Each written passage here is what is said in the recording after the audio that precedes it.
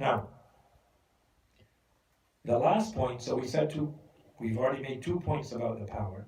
The first one is, we said in theory, just understanding the necessary being and the power that they have, the infinite absolute power over all things, the absolute dominion, the absolute sovereignty, means absolute power over all things. That's theoretical.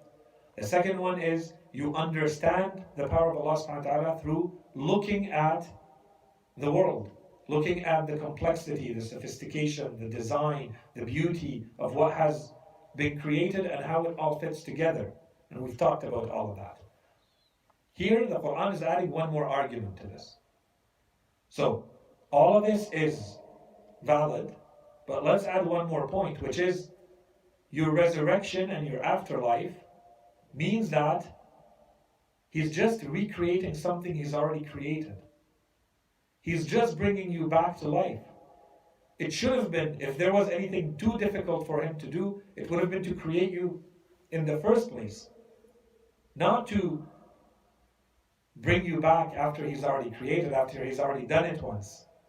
So this is the argument that many of the verses of the Quran do. And again, I would argue that this is only used by the Quran for argument's sake. The Quran is basically going along with their argument and showing them that even with their logic, it does not work. But the truth is, Allah subhanahu wa ta'ala is not recreating something that has ceased to exist. That which they are claiming has ceased to exist and Allah has to recreate it is not the case. We have continued to exist. We're just being re-given a body, right? That's the gist of everything that's happening. It's not more complicated than that. So some verses of the Quran that have to do with this. The first one in Surah Al-Isra, 49:51. They say, what? When we have become bones and dust, shall we really be raised in a new creation? Say, should you be stones or iron or a creature more fantastic to your minds? And they will say, who will cause us to return? Say, He who created you the first time. So this is the last argument related to the power of Allah subhanahu wa ta'ala with the resurrection. That if He was able to create you the first time, why would you think that it's difficult for Him to create you the second time? Your objection should have been about the first time. But since you already exist, that's it. Your point is moot.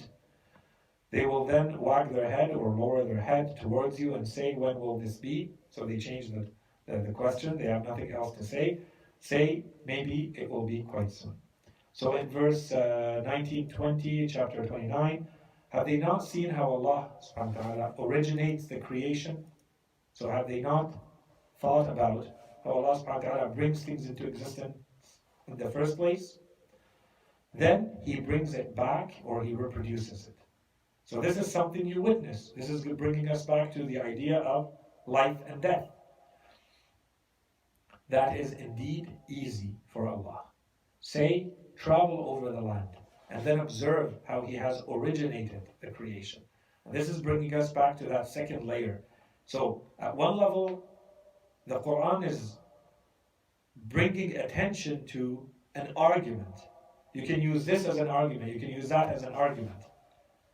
But at a second level, the Holy Quran is saying Allah subhanahu wa ta'ala has created the world in this manner, specifically so that you understand His power. Specifically so that you do not doubt that you will be brought back and there's a resurrection and an afterlife. Okay? Travel over the land and then observe how He has originated the creation. Then Allah shall bring about the origination of the hereafter. So in the same manner that He's created you the first time, He's going to recreate you the second time. Indeed, Allah has power over all things. 50:15. Were we exhausted, or were we, Allah subhanahu wa ta'ala is talking about Himself. He asks, were we incapacitated, were we fatigued, were we tired by the first creation? Rather, they are in doubt about a new creation. Okay? Certainly you have known the first, so you should know. Certainly you should know. Certainly you have known the first creation. Then why do you not take admonition? In 36:81, is not He who created the heavens and the earth, Surah Yasin, is not He who created the heavens and the earth able to create the like of them? And again here, them could be the heavens and the earth or these people.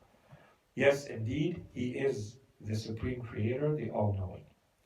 And then 86, 5 to 8, so let the human being consider from what he was created. He was created from an effusing fluid, which issues from between the loins and the breastbones.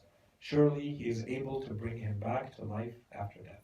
So once again, a reminder that, the human being should not be so arrogant to think that he is so special and so big and so difficult to bring into existence.